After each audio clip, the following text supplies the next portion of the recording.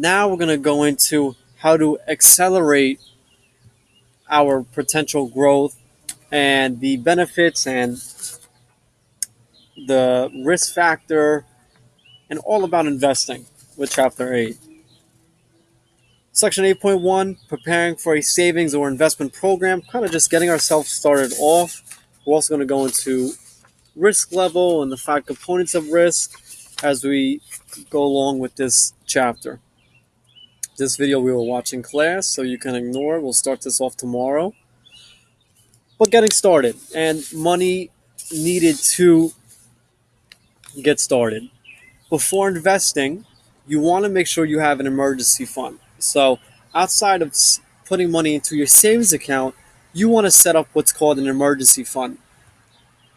And that's a savings account that you can quickly access to pay for unexpected expenses or emergencies. So if you lost your job, say your car get totaled, it's very important for you to have a savings account and also an emergency fund, a fund to dip into just in case the worst happened.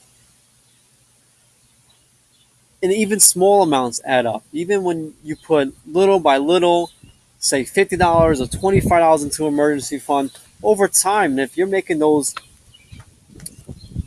deposits consistently, those small amounts will add up. And you will definitely help yourself out.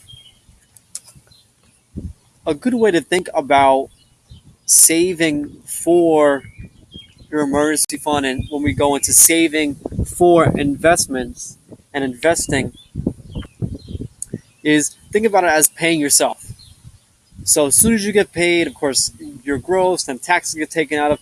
When you get that check and you get your money from your job, think about putting money away for savings, putting money away into investing for your retirement as paying yourself. So think of it as you're paying yourself twice. Because if you try to go through the weeks and the months of using expenses and saying to yourself, I'm going to put some money away for investing after my expenses, I'm going to save after my expenses, it's never going to happen. So it's best, think of it as you're paying yourself again, and you think of it as paying yourself first, put that money away, and then you could go through your expenses. And you can set this up as an automatic withdrawal from paycheck, so it makes it a lot easier for you. The process is done for you, kind of out of sight, out of mind. I have mine set up that way, and it just works for me. So something that I feel it would work for all of you as well.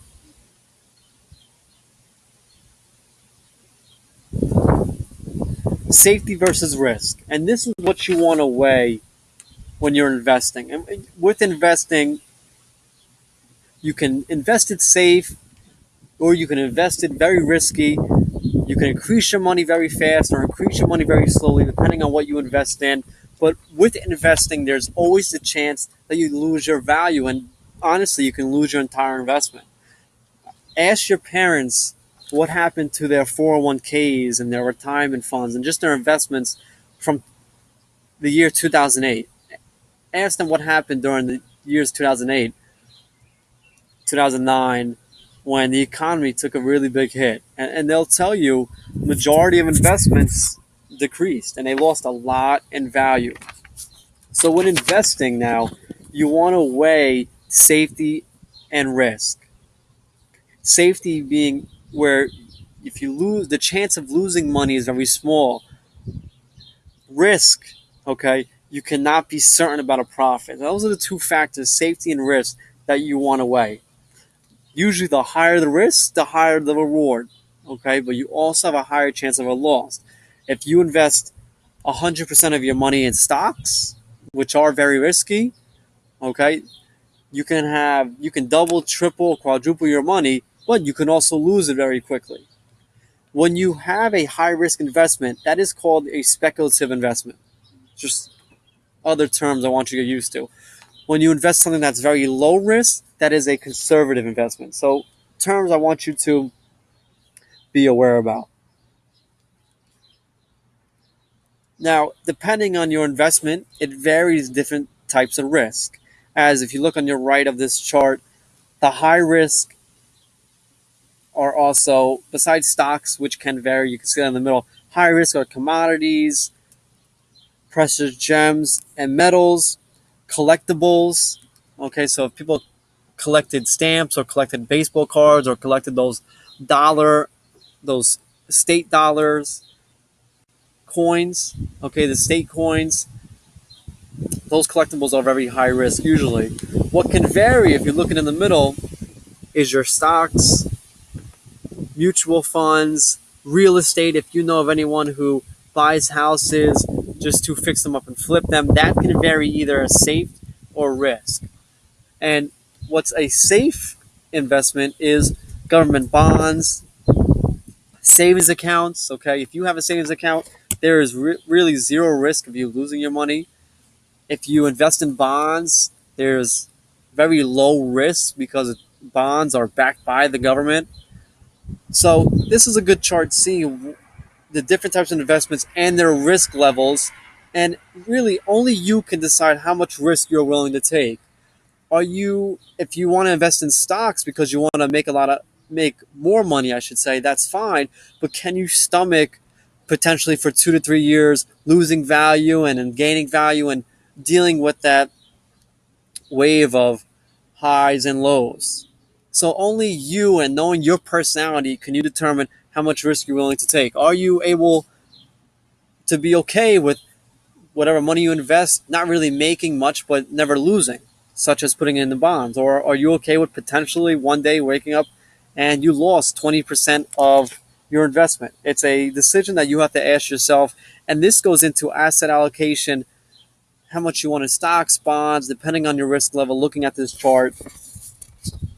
So something for you to ponder if you want to begin investing. Now, to consider with investment, the first thing you want to consider when you invest is the risk. And there are 5 components of investment risk. First one being inflation. Of course, that's when prices rise, and generally over time, things do get more expensive. Your return on your investment could potentially not keep up with inflation, okay? In which the money that you made will buy less than it would. Another component is the interest rate. You can lose out on a better interest rate. So if you invest in a fixed investment, such as bonds, and say it's fixed at 5%, well, the interest rate may jump to 7, 8, 9, 10.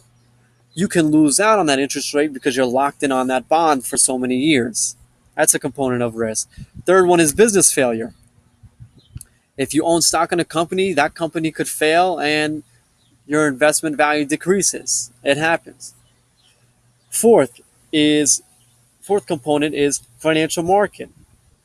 Say you own stock in multiple companies, such as if you own stock in a mutual fund owns a bunch of different companies, diversification. So you're not just investing all your money in, say, one stock. With a mutual fund, you have your money invested in, say, 10, 15, 20 stocks, just for a short example. Okay. Your value of your stock or your mutual fund can decrease even if the company is doing fine and is healthy. That's where the market fails. Okay. And the last risk is global investment, where you may invest in stocks and bonds in a foreign markets outside of the United States, and that market fails.